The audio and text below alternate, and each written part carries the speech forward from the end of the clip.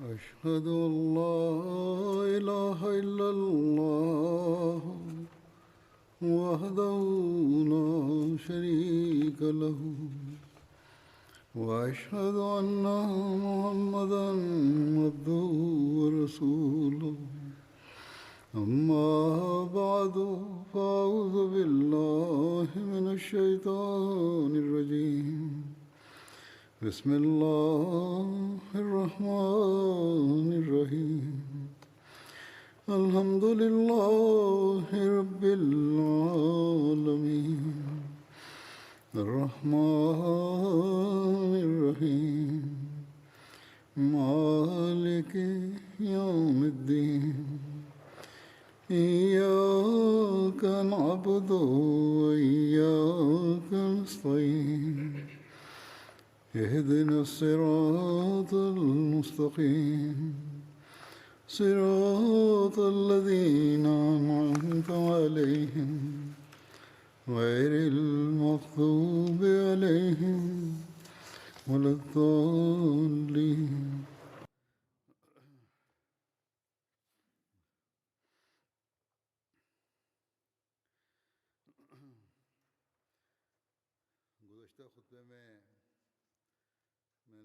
Hazrat Amirul Mominin Mwenyezi Mungu amsaidie sana anasema katika hutuba iliyopita kuhusiana na kifo cha kishahidi cha Hat Umar radhiyallahu anhu, nilikuwa nimezungumzia hitilafu itokayo baina ya Hat Ubaidullah bin Umar na Hat Usman, na pia nilikuwa nimesema kama riwaya ile ilivyokuwa imeelezwa ya kwamba ni riwaya tu, na kwa kiasi gani ni kweli Mungu anajua vizuri, ya kuwa hawa walikuwa wamebishana kuhusu swala hilo. Baada ya kufanya tahakiki zaidi, mambo yaliyofunuka na yaeleza hapa.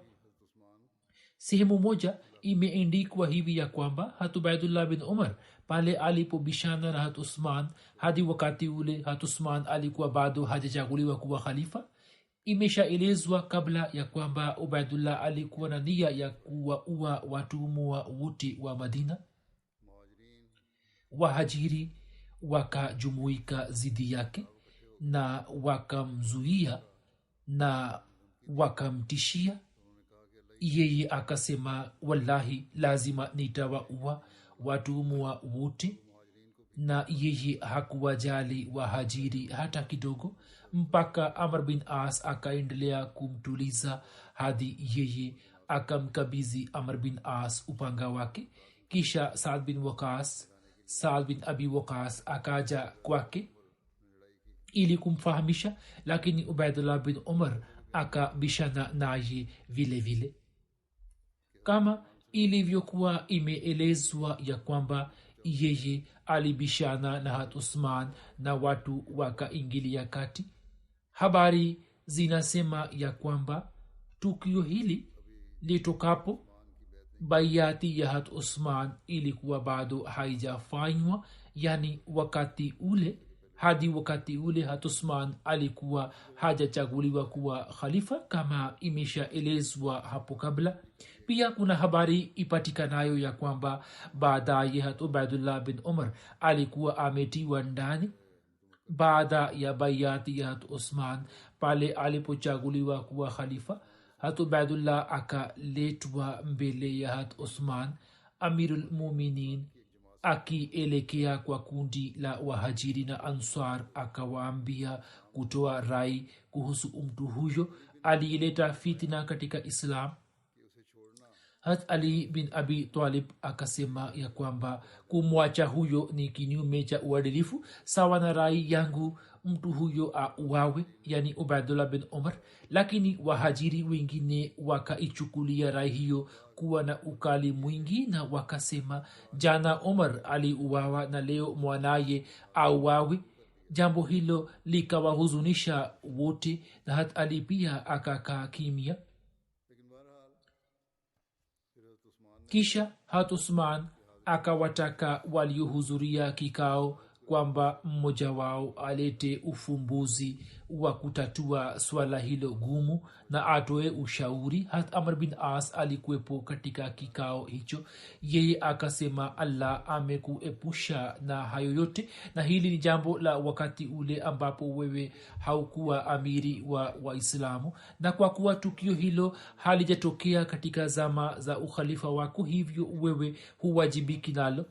Lakini hat usman hakurizika na rai hiyo na akapendelea kulipa fidia. hivyo akasema, mimi ni wali wa hawa waliouawa, hivyo nikipanga fidia nitailipa kutoka mali yangu. hiyo ni rai moja kuhusu tukio hilo.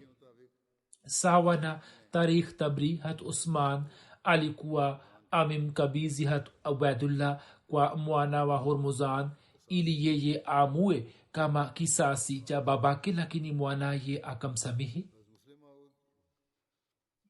maelezo yake aliyoyaendeka hat musleh maud raziallahu anhu katika kutatua swala moja ya kwamba je, muaji muislamu anaweza kuadhibiwa kwa kosa lake la kumua kafiri aliye na mkataba.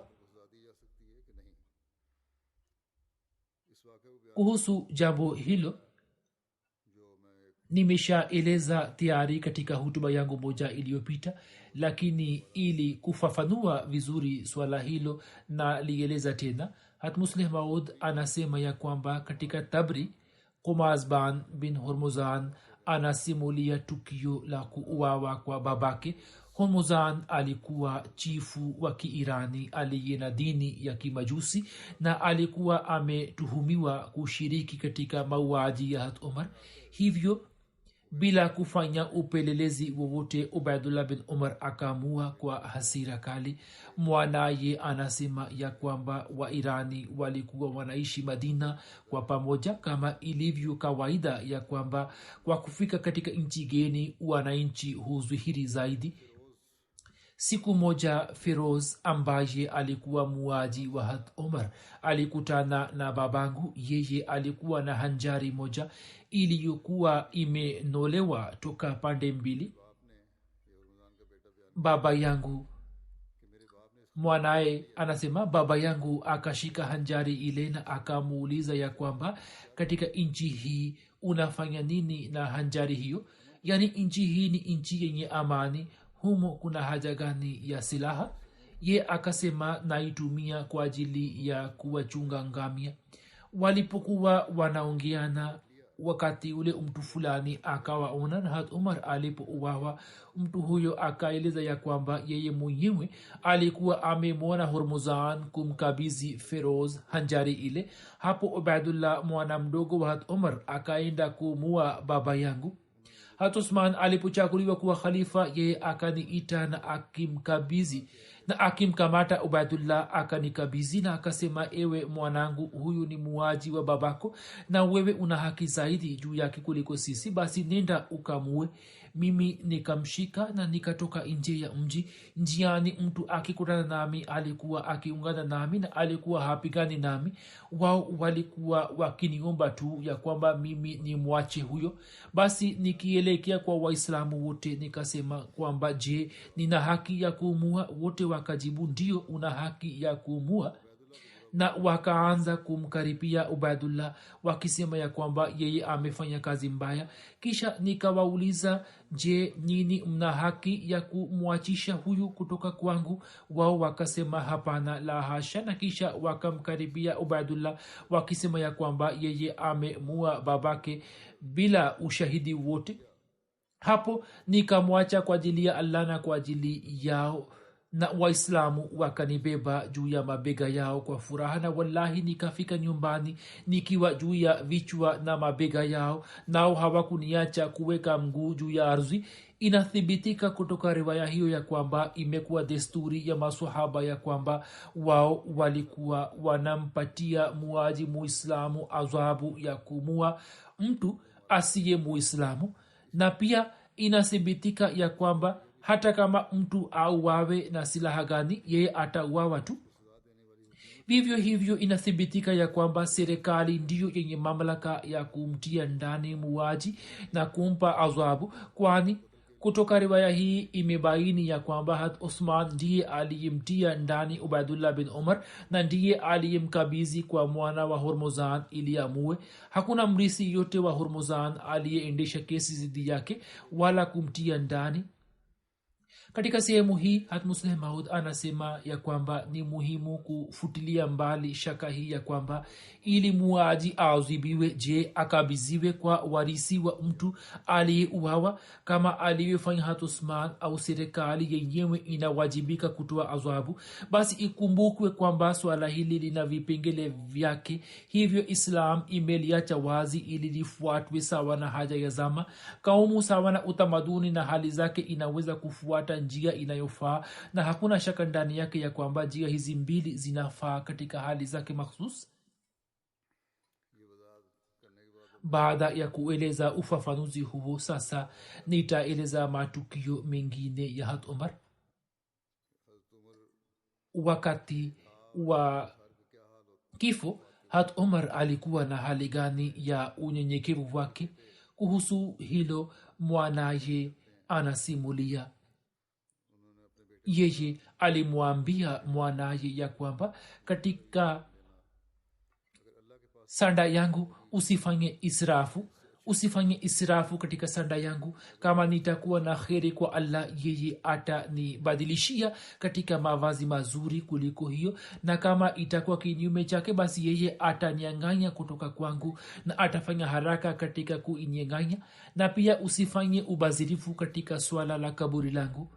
Kama kuna kheri kwa ajili yangu kwa Allah, basi yeye atalipanua mpaka pale ambapo jicho langu litakwenda, na kama nitakuwa kinyume chake, basi yeye atalibana kwangu mpaka mbavu zangu zitavunjika. Na usimchukue mwanamke yeyote pamoja na jeneza yangu. Usinisifu kwa sifa nisizo nazo, kwani Allah ananijua vizuri zaidi. Na mkiwa tayari kunipeleka, basi mufanye haraka. Kama nina kheri kwa Allah, basi mtakuwa mnanipeleka kwa kitu kilicho bora zaidi kwangu, na kama itakuwa kinyume chake, basi mtajiokoa haraka na shari ile mliyoibeba juu yenu. Yani, mkitaka kunipeleka kwenye uwanja wa makaburi, basi mufanye haraka. Kama nina kheri kwa Allah, basi mtakuwa mmenipeleka kwa kitu kilicho bora zaidi kwangu, na kama itakuwa kinyume chake, basi mtajiokoa haraka na shari ile mliyoibeba. Pia inapatikana ya kwamba Hat Umar alikuwa amefanya wasia ya kwamba msioshe maiti yangu na miski. Imesimuliwa na Hat Usman bin Affan ya kwamba mimi nilimwendea Hat Umar ambapo kichwa chake kilikuwa juu ya paja la mwanaye Hat Abdullah bin Umar. Hat Umar akamwambia Hat Abdullah bin Umar ya kwamba weka shavu langu juu ya ardhi. Hat Abdullah akasema paja langu na ardhi liko sawa. Hat Umar akasema mara mbili au mara tatu ya kwamba iwe kheri kwako, shavu langu uliweke chini tu. Kisha Hat Umar akaunganisha miguu yake kwa pamoja. Msimuliaji anasema kisha nikamsikia Hat Umar akisema, mimi na mamangu tutaangamia kama Allah hatanisamehe mpaka kifo chake kikatokea. Hasimak Hanafi anasema ya kwamba mimi nilimsikia Ibni Abbas akisema ya kuwa mimi nilimwambia Hat Umar kwamba Allah alistawisha miji mipya kwa kupitia wewe, na kwa kupitia kwako yakatokea maendeleo mengi, na kwa sababu yako kazi fulani na fulani ikafanyika. Hapo Hat Umar akasema, mimi natamani tu ya kwamba nipate wokovu katika hali hii, ya kwamba humo nisiwe na malipo yote wala mzigo fulani. Yani sina ufahari juu ya jambo hili kwamba nimefanya kazi kubwa kubwa na maendeleo makubwa yametokea katika zama zangu, bali hofu ya Allah iwe juu. Na yeye alikuwa na wasiwasi kuhusu akhira yake tu. Zaid bin Aslam anasimulia kutoka kwa babake ya kwamba wakati wa kifo cha Umar ulipowadia, yeye akasema, nyinyi kuhusu uamiri mnafanya shaka juu yangu, wallahi mimi napenda kujiokoa katika hali hii ya kwamba la alaya walali, yani nisipate adhabu yoyote wala thawabu au malipo yoyote. Musleh Maud radhiyallahu anhu anasema mtu kama Hazrat Umar ambaye alimaliza maisha yake yote katika ghamu na wasiwasi za kaumu ya Kiislam, ambaye akajitolea kwa hali ya juu katika nyakati zote, ijapokuwa kutokana na matendo yake zabihu zake hazikufikia zabihu za Hazrat Abu Bakr, lakini kwa mujibu wa dhamira na nia zilikuwa na usawa wake. hata Abubakar alipofariki dunia machozi yakaanza kutoka machoni mwa Hazrat Umar, naye akasema kwamba Mwenyezi Mungu amteremshie Abubakar baraka nyingi. Mimi mara nyingi nikajaribu kumshinda lakini sikufanikiwa. Safari moja Mtume sallallahu alaihi wasallam alisema leteni mali. Mimi nikaenda na nusu ya mali yangu na nikazwani ya kwamba leo nitamshinda Abubakar, lakini Abubakar radhiyallahu anhu alikuwa ameshafika huko kabla yangu, na kwa kuwa yeye alikuwa na uhusiano wa kifamilia na Mtume sallallahu alaihi wasallam alikuwa anajua kwamba yeye atakuwa hakuacha chochote, hivyo alikuwa anamuuliza akisema kwamba Abubakar, nyumbani umeacha nini? Yeye akasema nimeacha jina la Allah na jina la mtume wake katika nyumba yangu. Kwa kusema hayo Hazrat Umar alikuwa analia na kusema kwamba hata wakati ule pia sikuweza kumshinda yeye. Musleh Maud anasema hizi zilikuwa zabihu zake. hata Abubakar alikuwa na kawaida ya kujitolea, lakini katika nyakati mahsus akaleta mali yake yote. Upande mmoja kulikuwa na watu hawa na upande mwingine kuna watu ambao hawapati nafasi ya kutoa sehemu ya 10 ya mali yao, na wanasema kwamba sisi tumefilisika. Hazrat Umar alipokuwa karibu ya kufa, macho yake yalikuwa yakijaa machozi mara kwa mara, na alikuwa akisema, Mungu wangu, sistahili kupata malipo yote, nachotaka ni kwamba nisalimike na adhabu yako. Kisha kuhusu mazishi na jeneza yake inasimuliwa ya kwamba mwanaye Hazrat Abdullah akamosha. Imesimuliwa na Hazrat Ibn Umar ya kwamba sala ya jeneza ya Hazrat Umar ikasaliwa katika msikiti wa unabii, na Hazrat Suhaib radhiyallahu anhu akaswalisha sala ya jeneza yake. Sala ya jeneza yake ikaswaliwa katika sehemu iliyo katikati ya mimbari na kaburi la Mtume sallallahu alaihi wasallam. Imesimuliwa na Hazrat Jabir radhiyallahu anhu ya kwamba Uthman bin Affan, Said bin Zaid, Suhaib bin Sinan na Abdullah bin Umar walikuwa wameingia katika kaburi lake kwa ajili ya mazishi, na hata majina ya Hazrat Ali, Hazrat Abdurrahman bin Auf, Hazrat Saad bin Abi Waqqas, Hazrat Talha na Hazrat Zubair bin Awam pia yanatajwa katika swala hilo. Al-Masih Maud al-Islam anasema kuzikwa karibu na watu wema pia ni neema moja kubwa. Imeandikwa kuhusu Hazrat Umar radhiyallahu anhu ya kwamba wakati wa kifo chake alimtumia Hazrat Aisha radhiyallahu anha ujumbe ya kuwa sehemu iliyopo karibu na kaburi la Mtume sallallahu alaihi wasallam apatiwe yeye. Hazrat Aisha radhiyallahu anha akijitolea akampatia sehemu ile. Hazrat Umar akasema, ma baqiya li hamun baada zalik, yani baada ya hayo sasa sina ghamu yoyote, hali mimi nazikwa karibu na kaburi la Mtume sallallahu alaihi wasallam. Katika sehemu nyingine Al-Masih Maud al-Islam anasema ya kwamba mtu anayejiunga na Allah kwa shauku yote, basi yeye kamwe hampotezi hata kama vitu vyote vya dunia viwe adui wake, na mwenye kumtafuta Allah hapati hasara wala ziki yoyote, na Allah hawachi wa kweli bila msaada. Allahu akbar! Shani ya ikhilasi na imani ya Abu Bakar na Umar ni juu sana, kiasi kwamba wao walizikwa katika sehemu iliyobarikiwa sana, mpaka kama Musa na Isa wangekuwa hai wangetamani kuzikwa katika sehemu ile, lakini daraja hiyo haiwezi kupatikana kwa kutamani pekee, wala haiwezi kutolewa hivyo, bali hiyo ni rehema ya kudumu itokayo kwa Mola mwenye heshima, na rehema hiyo inapatikana kwa watu wanaochaguliwa na Allah subhanahu wa ta'ala.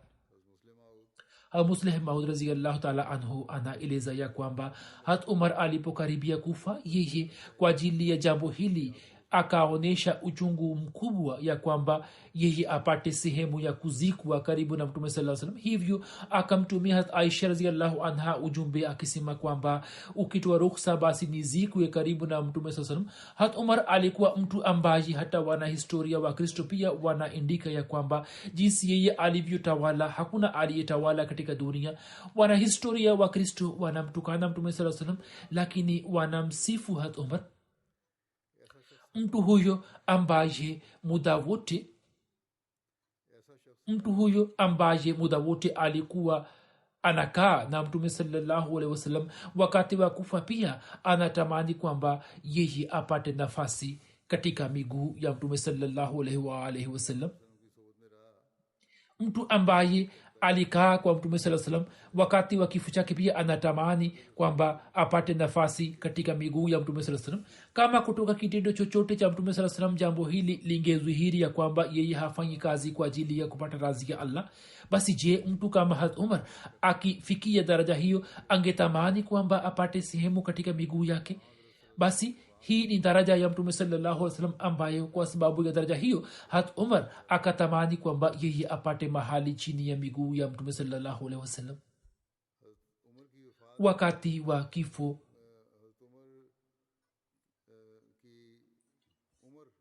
Wakati wa kifo Hazrat Umar alikuwa na umri gani? Kuhusu umri wake kuna rai mbalimbali. Zipo riwaya tofauti zinazoeleza mwaka wa kuzaliwa kwake. Hivyo wakati wa kifo chake kuhusu umri wake kuna kauli mbalimbali. Hivyo katika riwaya mbalimbali za Tarikh Tabri, Usdul Ghaba, Al-Bidaya wa Nihaya, Riyazun Nazara na Tarikhul Khulafa, umri wake umeelezwa kama miaka 53, 55, 57, 59, 61, 63 na 65. Sawa na riwaya za Sahih Muslim na Tirmidhi, umri wake ulioelezwa ni miaka 63. Imesimuliwa na Anas bin Malik ya kwamba wakati wa kifo umri wa mtume sallallahu alaihi wasallam ulikuwa ni miaka 63. Hat Abu Bakar wakati wa kifo alikuwa na umri wa miaka 63, na Hat Umar pia wakati wa kifo alikuwa na umri wa miaka 63.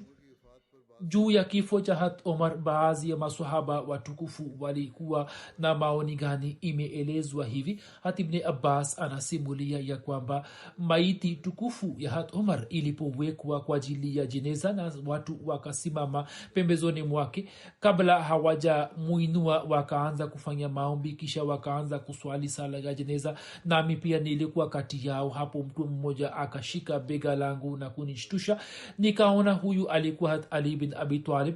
Yeye akamwombea Hat Umar dua ya rehma na akasema ya kwamba wewe hukumwacha mtu ambaye awe mpendwa kwangu zaidi ya wewe, kwa maana hii ya kwamba mimi nikifanya matendo yaliyofanana na matendo yake nikutane na Allah. Wallahi nilikuwa naelewa ya kwamba Allah atakuweka pamoja na wenzako, nami najua ya kwamba nilikuwa namsikia mara nyingi mtume sallallahu alaihi wasallam akisema ya kwamba alikuwa anasema kwamba zahabtu ana wa Abu Bakrin wa Umar wa dakhaltu ana wa Abu Bakrin wa Umar wa kharajtu ana wa Abu Bakrin wa Umar.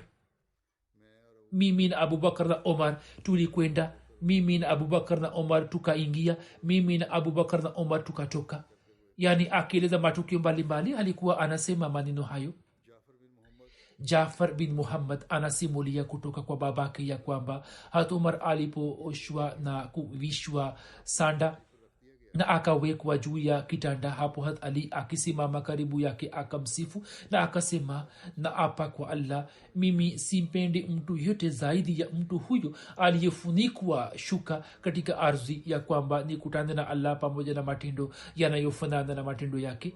Imesimuliwa na Abu Mukhallad ya kwamba Hat Ali bin Abi Talib alisema ya kuwa Mtume sallallahu alaihi wasallam alikuwa bado hajafa, ndipo tukajua ya kwamba baada ya Mtume sallallahu alaihi wasallam Abu Bakar ni mbora kati yetu, na hata Abu Bakar alikuwa bado hajafa, ndipo tukajua ya kwamba baada ya hata Abu Bakar Hat Umar ni mbora kuliko sisi sote.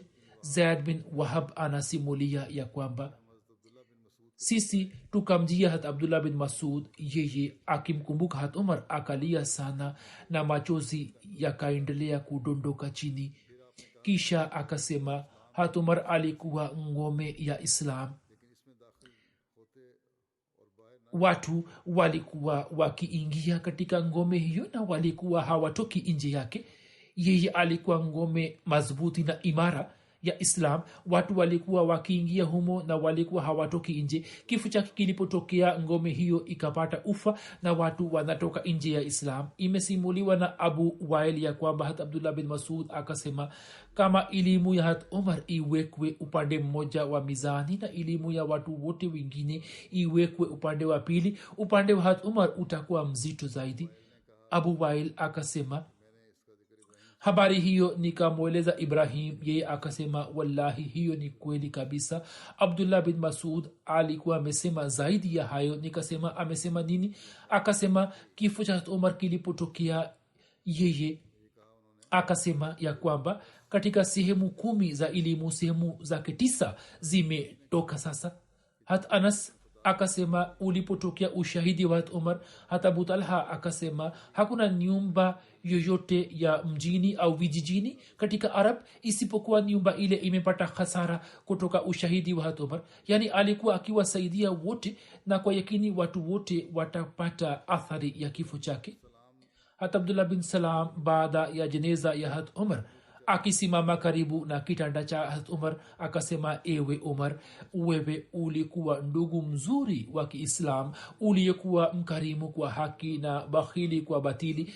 Wakati wa kuonesha furaha ulikuwa ukifurahi na wakati wa hasira ulikuwa unaonesha hasira. Ulikuwa na jicho tukufu, mwenye moyo mkunjufu. Haukuwa na tabia ya kumsifu mtu asiye na haki yake wala kumteta. Kuna riwaya isemayo kuwa hat Said bin Zaid alipolia juu ya kifo cha hat Umar, mtu fulani akasema, ewe Abul Awar, kwa nini unalia? Yeye akasema, mimi nalia kuhusu Islam. Kwa yakini kutokana na kifo cha hat Umar, Islam imepata ufa ambao hautazibika hadi kiyama. Hatibre Umar anasimulia ya kwamba katika maisha ya Mtume sallallahu alaihi wasallam, sisi tulikuwa tunasema ya kwamba katika umati wa Mtume sallallahu alaihi wasallam mtu aliye bora zaidi baada ya Mtume sallallahu alaihi wasallam ni Abu Bakar, kisha ni hat Umar, kisha ni hat Uthman radhiyallahu ta'ala anhum. Hat Huzaifa akasema, katika zama za hat Umar mfano wa Islam ulikuwa ni kama mtu aliyekuwa anapiga hatua na kupata maendeleo, na kilipotokea kifo chake cha kishahidi, zama ile ikageuka na sasa inaendelea kukaa nyuma. Kuhusu wake na watoto wa hat Umar imeelezwa hivi: katika nyakati tofauti yeye alikuwa na wake 10 ambao watoto wa kiume 9 na mabinti 4 wakazaliwa kutoka kwao. Mmoja wa watoto wake ni hat Hafsa radhiyallahu anha aliyepata bahati ya kuolewa na Mtume sallallahu alaihi wasallam. Mke wa kwanza wa hat Umar alikuwa ni hat Zainab binti Mazun aliyekuwa dada ya hat Usman bin Mazun, na Abdurrahman Akbar na hat Hafsa walizaliwa kutoka kwake. Hat Kulsum binti Ali bin Abu Talib na Zaid Akbar na Ruqayya walizaliwa kutoka kwake. Mulaika binti Jarwal pia anaitwa Kulsum na Zaid Asghar na Ubaidullah. Zaid Asghar na Ubaidullah walizaliwa kutoka kwake. Kuraiba binti Abu Umayya Makhzumi. Kwa kuwa Mulaika na Kuraiba walikuwa hawakusilimu, hivyo mwaka 6 hijria hat Umar alikuwa amewapa talaka. Hazrat Jamila binti Sabit, jina lake lilikuwa Asia. Mtume sallallahu alaihi wasallam alikuwa amelibadilisha jina lake na kumpatia jina la Jamila. Huyo alikuwa dada ya Asim bin Thabit aliyekuwa sahaba wa Badr, na mtoto wake Asim alizaliwa kutoka kwake. Kutoka Luhaya kuna mtoto wake Abdurrahman Ausat. Kuna mke wake mwingine aitwaye Walad, yani mjakazi anayeolewa na akipata kizazi basi anakuwa huru. Kulikuwa na Walad mwingine ambaye Abdurrahman Asghar alizaliwa kutoka kwake. Hat Hakim binti Haris na Fatuma akazaliwa kutoka kwake. kutoka fukaha alikuwa na binti yake Zainab. Hazrat Atika binti Zaid na mtoto wake aitwaye Fayaz alizaliwa kutoka kwake. Msomi maarufu Edward Gibbon akimsifu Hazrat Umar anaandika ya kwamba utakaso na unyenyekevu wa Hazrat Umar haukuwa chini ya Hazrat Abubakar. Chakula chake kilikuwa ni chapati ya shairi na tende tu. Maji ilikuwa kinywaji chake. Yeye aliwahubiri watu katika hali hii ya kwamba kanzu yake ilikuwa imechanika katika sehemu 12. Gavana Muirani aliyemsifu sana mshindi huyo alimwona yeye akilala juu ya ngazi za msikiti wa unabii pamoja na watu maskini. Uchumi unakuwa ni sababu ya kuleta unafuu kwa watu. Hivyo kwa sababu ya kuongezeka kwa kipato, Hazrat Umar aliweza kuwapangia watu mbalimbali posho zao, lakini alikuwa hajali dhati yake. Yeye alimpangia Abbas aliyekuwa baba mdogo wa Mtume sallallahu alaihi wasallam posho ya kwanza iliyokuwa na dirhamu 25,000 au vipande vya fedha. Masahaba walioshiriki vita vya Badr kila mmoja wao alipangiwa dirhamu 5,500. Masahaba wengine wa Mtume sallallahu alaihi wasallam walizawadiwa vipande 3,000 vya fedha kwa mwaka. Michael H. Hart amezungumzia watu 100 wenye ushawishi mkubwa katika historia kwenye kitabu chake The 100, na mtu wa namba 1 aliyemchukua ni Hazrat Muhammad sallallahu alaihi wasallam. Na kwenye kitabu chake hicho katika namba 52 ameeleza kuhusu Hazrat Umar radhiyallahu anhu. Huyu anaandika ya kwamba Umar bin Khattab alikuwa khalifa wa pili wa Waislam na aghlabu alikuwa khalifa azimu wa Waislamu. Yeye alikuwa sahaba wa Mtume sallallahu alaihi wasallam na alizaliwa katika Makka. Mwaka wa kuzaliwa kwake haujulikani, lakini labda ilikuwa zama karibu na mwaka 586 Iswia. Mwanzoni Omar alikuwa adui mkali wa Muhammad sallallahu alaihi wasallam na dini yake, lakini ghafla Omar akasilimu na kisha baada yake akawa miongoni mwa wasaidizi wake imara sana. Hiyo inafanana na mfano wa St. Paul. Omar pia akawa miongoni mwa washauri wa karibu wa Mtume sallallahu alaihi wasallam na akawa hivi hadi kifo chake mwaka 632 Iswi. Muhammad sallallahu alaihi wasallam alifariki dunia bila kumteua mrisi wake.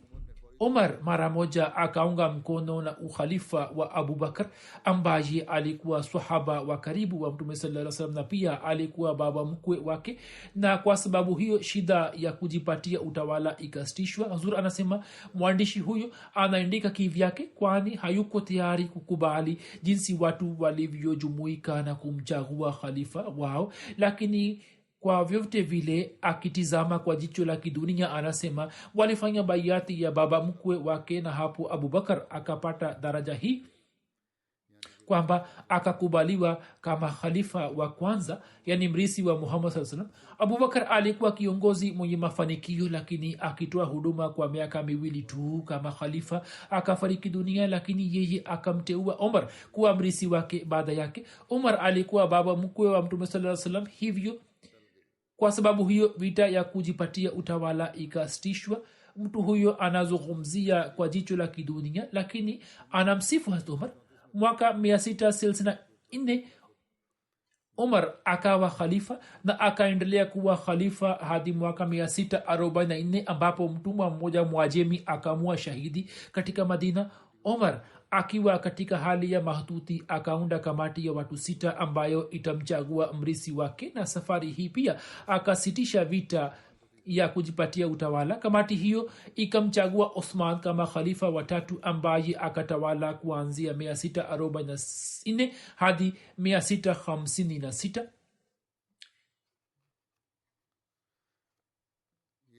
Hii ilikuwa ni zama za ukhalifa wa Hazrat Umar za miaka 10 ambamo yeye anaandika kwamba Waarabu wakapata ushindi na mafanikio makubwa. Mwanzoni mwa ukhalifa wake jeshi la waarabu likashambulia siria na palestina ambazo wakati ule zilikuwa ni sehemu ya utawala wa bazantini. Mwaka 666 katika vita vya yarmuk waarabu walipata ushindi dhidi ya majeshi ya bazantini, na kwa sababu ya ushindi huo mgongo wao ukavunjika. Mwaka huo huo dimashk ikatekwa, na baada ya miaka miwili jerusalem pia ikajisalimisha. Hadi kufikia 641 iswia waarabu walikuwa wamesha shinda palestina na siria nzima, na walikuwa wanaelekea kuingia katika uturuki wa kisasa. Mwaka 669 iswia majeshi ya uarabuni yakaingia misri iliyokuwa chini ya utawala wa bazantini, na ndani ya miaka mitatu waarabu walikuwa wameshateka misri. Mashambulizi ya waarabu juu ya iraq iliyokuwa sehemu ya utawala wa sasani wa wajemi yalikuwa yameshaanza kufanywa hata kabla ya ukhalifa wa Umar. Ushindi wenye tija wa waarabu ulitokea mwaka 667 katika zama za ukhalifa wa Umar katika sura ya vita vya Qadsia. Hadi kufikia mwaka 641 iswia iraq nzima ilikuwa imeshatekwa na waarabu, na hawakuishia hapo, bali majeshi ya waarabu yakaishambulia faras, na katika vita vya Nahawand mwaka 642 wakashinda dhidi ya majeshi ya wafalme wa mwisho wa Sasani. Kifo cha Umar kilipotokea, yani mwaka 644 iswia, sehemu kubwa za irani ya kimagharibi zilikuwa zimeshatekwa. Juu ya kifo cha Umar, jazba ya majeshi ya waarabu haikupungua. Wakapata ushindi katika mashariki, na upande wa magharibi wakaendelea kusonga mbele kuelekea Afrika kaskazini. Kisha anaandika ya kwamba ushindi na mafanikio ya Umar yana umuhimu wake mkubwa. Ijapokuwa watu wa Iran walikubali Islam, lakini mwishowe walipata uhuru kutoka utawala wa Waarabu. Lakini Syria, Iraq na Misri hazikufanya hivyo. Wao wakashika rangi ya Uarabuni, na hiyo ndiyo hali hadi leo. Kisha anaandika kwamba bila shaka Omar alilazimika kuunda sera ili aweze kusimamia utawala huo azimu uliokuwa umetekwa na majeshi yake. Yeye akaamua ya kwamba maeneo yaliyotekwa na Waarabu, katika maeneo hayo wao wawe na daraja makhsus na waishi katika makambi tofauti na watu walio wenyeji. Watu waliokuwa chini yao walikuwa wanalazimika kutoa jizia, lakini walikuwa na amani na usalama kote kote, na walikuwa hawawajibiki kwa jukumu lolote. Hasa walikuwa hawashurutishwi kukubali Islam. Jambo hilo linathibitisha ya kwamba vita vya Waarabu vilikuwa ni kama vita vya kitaifa, ijapokuwa kulikuwa na sehemu fulani ya kidini ndani mwake. Mafanikio ya Omar bila shaka ni yenye kuvutia watu wote. Baada ya Muhammad sallallahu alaihi wasallam, yeye alikuwa na mchango wake mkubwa katika kusambaza na kueneza Islam.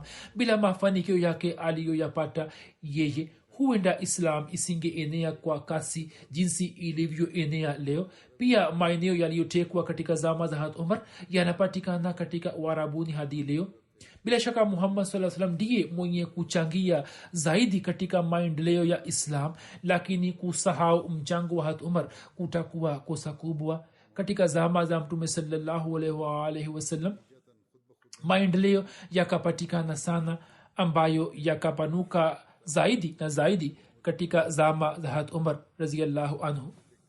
Kisha anaandika ya kwamba huenda habari hii itawashangaza wengi ya kuwa Omar, ambaye ni mtu asiye maarufu katika dunia ya kimagharibi, anastahiki kupewa daraja kubwa zaidi kuliko Charlemagne na Julius Caesar. Na ushindi na mafanikio ya Waarabu yaliyopatikana katika zama za Umar yana umuhimu mkubwa ukilinganisha na mafanikio ya Charlemagne na Julius Caesar. Kisha kuna Profesa Philip K.A.T. anayeandika katika kitabu cha History of Arabs ya kwamba mtu wa kawaida mwenye kurizika kwa kile alichonacho na mrisi mwenye vipaji wa Mtume sallallahu alaihi wasallam, Omar aliyekuwa na kimo kirefu na mwili imara, asiye na nywele nyingi kichwani, yeye baada ya kuchaguliwa kuwa khalifa alijaribu kuishi maisha yake ya kawaida sana, na akapitisha maisha kama mtu wa kawaida tu. Kwa hakika Omar ambaye jina lake sawa na riwaya za kiislam mwanzoni mwa islam lilikuwa adhim sana baada ya muhammad saa salam. wanahistoria waislamu wameeleza uchamungu na uadilifu wake kama mfano na wameeleza kama sifa za khalifa. kisha anaandika ya kwamba hulka zake adhimu zilikuwa mfano wa kuigwa kwa viongozi wote. inasemwa kuwa yeye alikuwa na shati na kanzu moja tu na zote mbili zilikuwa zimeshonewa vipande vipande vya kitambaa. yeye alikuwa akilala juu ya majani ya mitende. yeye hakuwa na wazo lolote isipokuwa waarabu na islam ipate maendeleo na amani na uadilifu upatikane na waarabu wazidi katika imani. habari hizi bado zinaendelea, inshallah nitaeleza katika siku za usoni. wakati huu nitawazungumzia baadhi ya marehemu na kusalisha jeneza yao ambao marehemu wa kwanza ni mheshimiwa sahibzadi asifa masuda begum sahiba ambaye alikuwa mke wa daktari mubashir ahmad sahib mwana wa hatmiza bashir ahmad sahib. kifo chake kimetokea siku zilizopita. alikuwa na umri wa miaka 92. inna lillahi wa inna ilaihi rajiun. yeye alikuwa mjukuu wa hatmasihi maud islam na alikuwa binti mdogo wa hatnawa mubaraka begum sahiba na hatnawa muhammad ali khan sahib. alikuwa binti mkwe wa hadrat mirza bashir ahmad sahib radhiyallahu anhu. kwa fadhila ya allah alikuwa musi. katika familia yake ameacha nyuma mwana mmoja na mabinti wanne. mwanaye tarik akbar anasema ya kwamba mama daima aliendelea kuwa mtifu kwa jumuiya na kwa khalifa wa zama. daima alikuwa akijitahidi kuitumikia jumuiya na kutimiza haki ya wasia wake. yeye alikuwa amelipa mchango wa mali yake katika maisha yake na kila mwaka alikuwa akitoa mchango kwa niaba ya marehemu wengine. alikuwa akiwasaidia maskini kwa moyo mkunjufu na kwa siri. kuhusu watumishi, mara nyingi alikuwa ananinasihi ya kwamba hawa ni ndugu zako, hivyo wajali sana. alikuwa akijitahidi kuimarisha uhusiano na familia na alikuwa anafanya juhudi ili mtu yeyote asipate shida kutoka kwake. alikuwa akiswali kwa wakati na kutimiza haki za allah na waja wake. binti mkwe wake anasema naima sahiba kwamba nyumba yetu ujenzi wake ulipomalizika huko Marekani, akasema kabla hamjaleta vifaa katika nyumba hii musali nafali katika kila chumba na kila kona ya nyumba hii. kisha anasema baada ya kifo cha mamangu akaniambia kwamba usije ukaelewa kwamba sasa huna mama, bali mimi ni mama yako. na kwa kweli dhati yake pendwa iliyojaa mapenzi ikanipenda zaidi hata kuliko mabinti zake.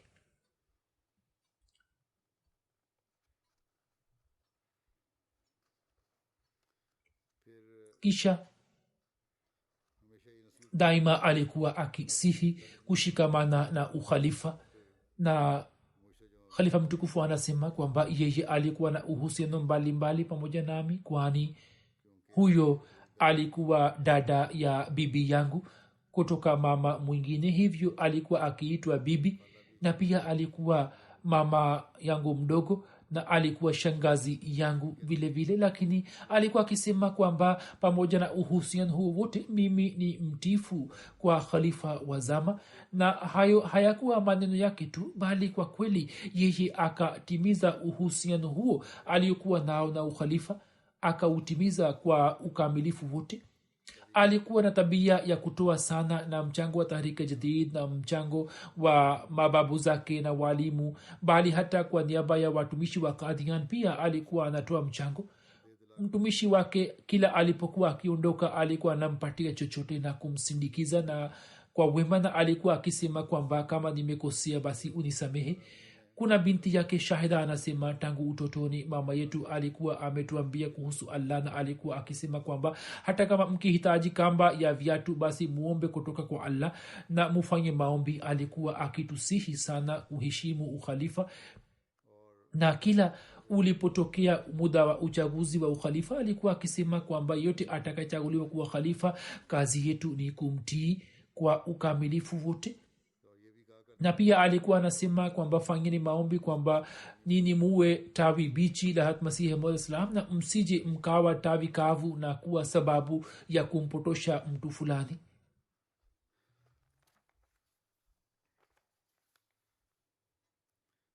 kisha kuna binti yake Nusra Jahan anasema tangu utotoni mwetu alikuwa anazingatia malezi yetu. Alipokuwa akisoma Qurani tukufu alikuwa akisimama juu ya aya fulani na alikuwa akitufahamisha maana yake au kusihi nasaha nyingine, na daima alikuwa anawakumbuka mababu zetu. Alikuwa anakumbuka visa vingi vya nasaha ambavyo mara nyingi alikuwa anatusimulia.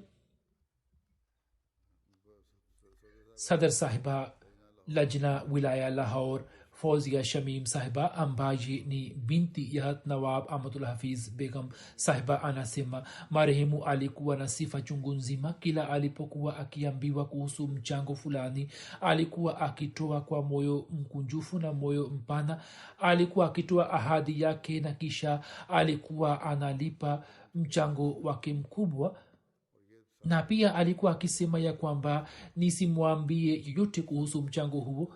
Alikuwa na tabia ya kawaida sana katika mambo yake binafsi. Alikuwa na tabia ya kawaida tu mpaka wengine walikuwa wanamwelewa kama ni mchoyo, lakini mwenyewe alikuwa akiishi maisha ya kawaida, lakini alikuwa akitoa sana sadaka. Anasema safari moja nilimwambia atoe mchango kwa ajili ya msikiti. Hapo akatoa mchango mkubwa takriban rupia milioni 10 na akatuma kwa ajili ya msikiti.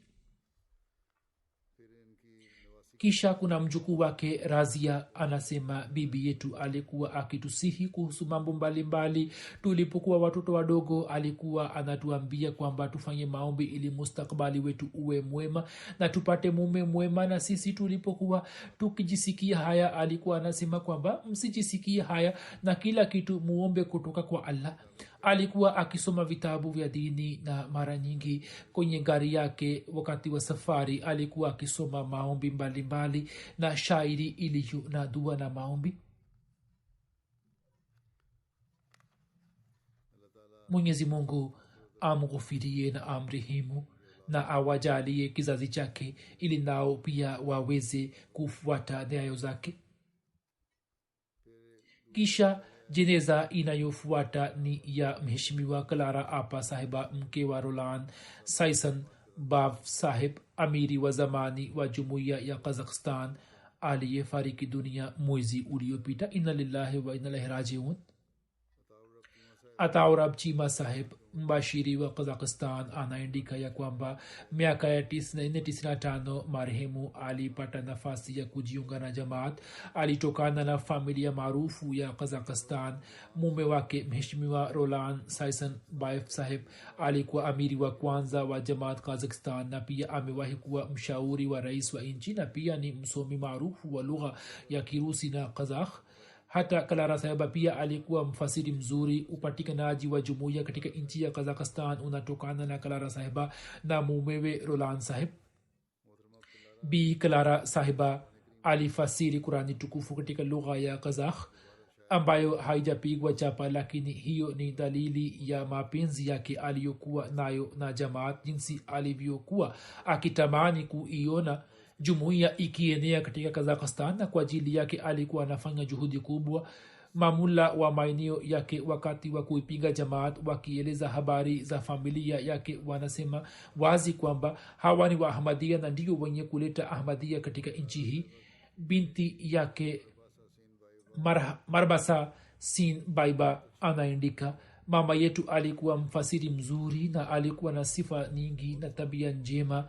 Alikuwa miongoni mwa uanzilishi wa kituo cha Kazakhstan cha utamaduni House of Abai kilichoanza mwaka 95 katika London. Akiwa hapa London aliandika kitabu kimoja Kazakhstan, na huu ni wakati ambapo akajua kuhusu jumuiya na akapata nafasi na bahati ya kufanya baiat juu ya mkono wa Hadhrat Khamsi Rabi rahimahullah taala. Anasema kwamba yeye hakuwa mama wa watoto wake pekee, bali wote waliokuwa wanamjia kuomba msaada au ushauri yeye alikuwa mama kwao. Nuram Taibek sahib anasema ya kwamba yeye alikuwa mama kwa vijana wote wa Ahmadiyya na hasa jumuiya nzima ya Kazakhstan.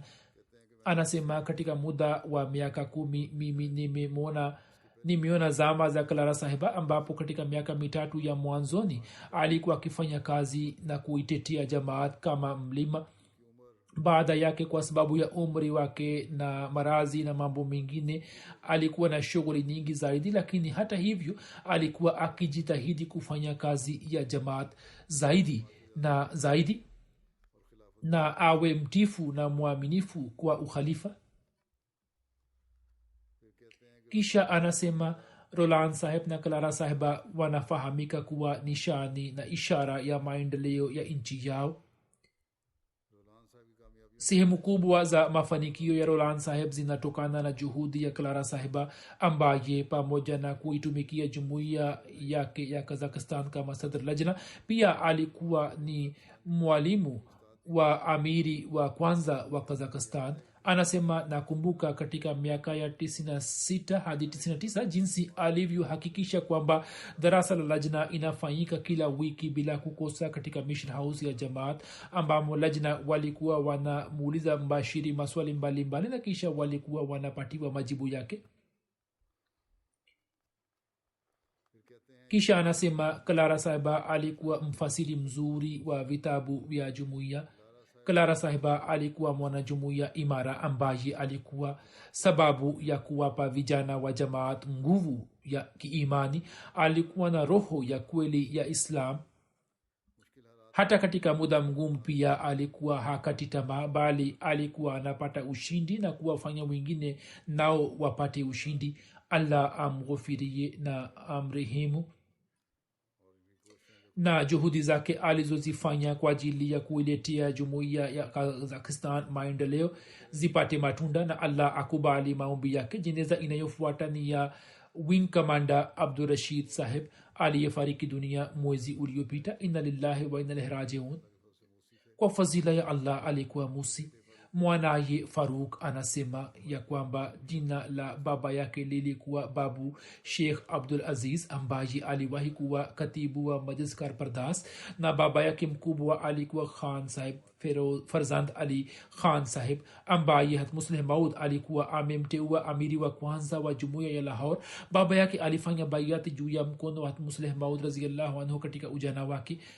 anasema rashid sahib alikuwa mwana wa kipekee wa wazazi wake. baba yake alikuwa amemwoa mama mmoja, lakini yeye alipojiunga na jumuiya mke wake akamwacha na kuondoka na mabinti zake wawili. kisha baba yake rashid saheb akaoa tena na rashid saheb akazaliwa kutoka mke huyo wa pili, lakini anasema kwamba yeye alikuwa mtifu sana kwa wazazi wake.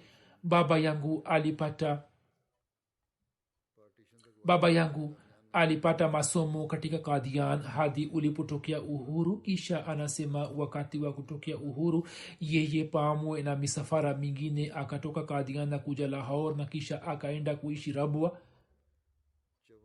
miaka ya 54 akapata nafasi ya kujiunga na jeshi la anga na akaendelea kuitumikia nchi katika sehemu mbalimbali. kila mahali alipokaa akaendelea kuhubiri jamaat.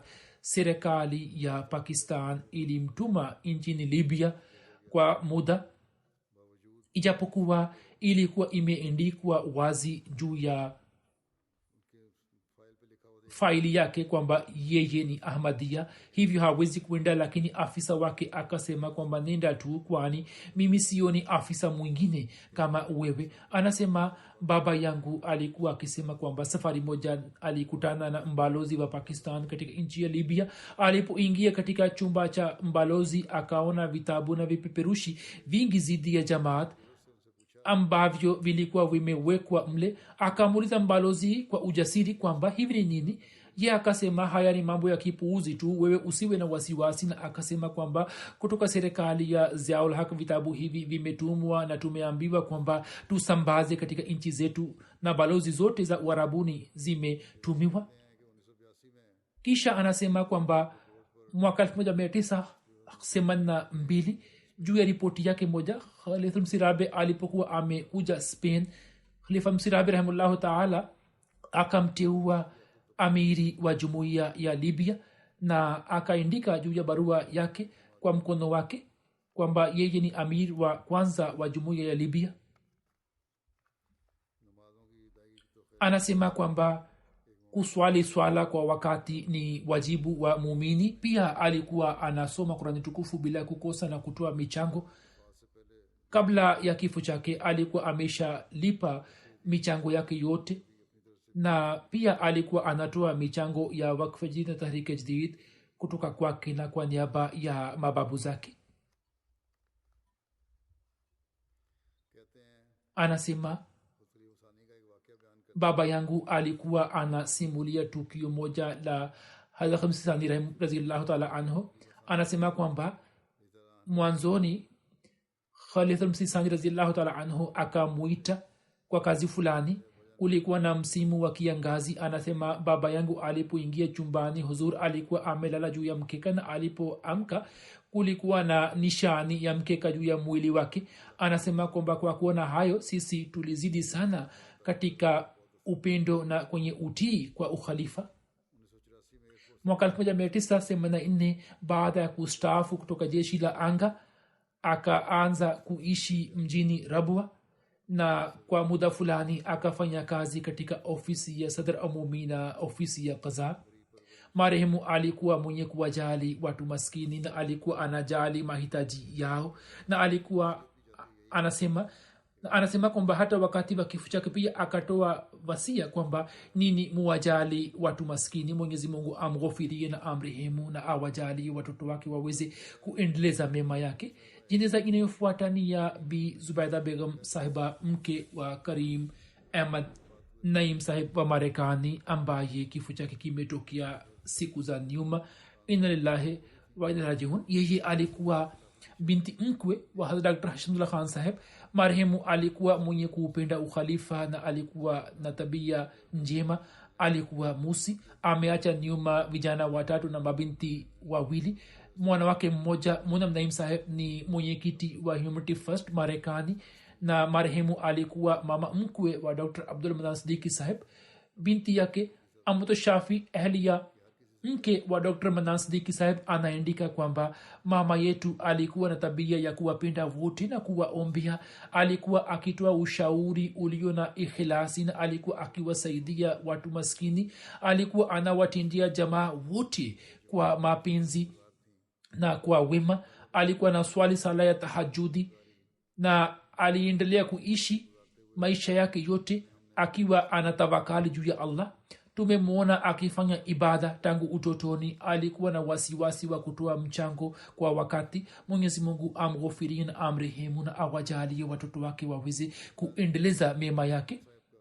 Jeneza inayofuata ni ya Hafiz Ahmad Guman sahib, ambaye amefariki dunia siku za nyuma. Inna lillahi wa inna ilaihi rajiun. Marehemu alikuwa na shauku ya kusoma Qurani tukufu, tafsiri na maelezo yake. Pia alikuwa amesoma vitabu vyote vya Sayyidina Ahmad al-Islam. Aliweza kupata nafasi ya kuitumikia jamaat katika Rabwa. Alikuwa anaswali swala kwa wakati. Alikuwa ana wakarimu. Alikuwa anawatumikia wageni, na muda wote alikuwa anamkumbuka Allah. Alikuwa na sifa ya kuwajali wengine. Alikuwa anajiingiza katika uchungu na alikuwa anawapatia wengine utulivu. Marehemu alikuwa musi. Ameacha nyuma mke, vijana watatu na mabinti watatu. Mwanamkwe mmoja aitwaye Kashif Hamid Bajwa sahib anafanya kazi katika ofisi ya PS hapa kama mbashiri. Binti yake Ahmadul Qudus anasema baba yetu alikuwa na sifa ya unyenyekevu mkubwa. Alikuwa anaishi maisha ya kawaida sana. Alikuwa anakimbia ufahari. Alikuwa anawajali watu maskini na kuwasaidia. Licha ya kuwa na wasaa, alikuwa anatumia kiasi kidogo juu ya zati yake na alikuwa anatumia nyingi juu ya wengine. Mwenyezi Mungu amghofiri na amrehemu na awajalie watoto wake waweze kuendeleza mema yake.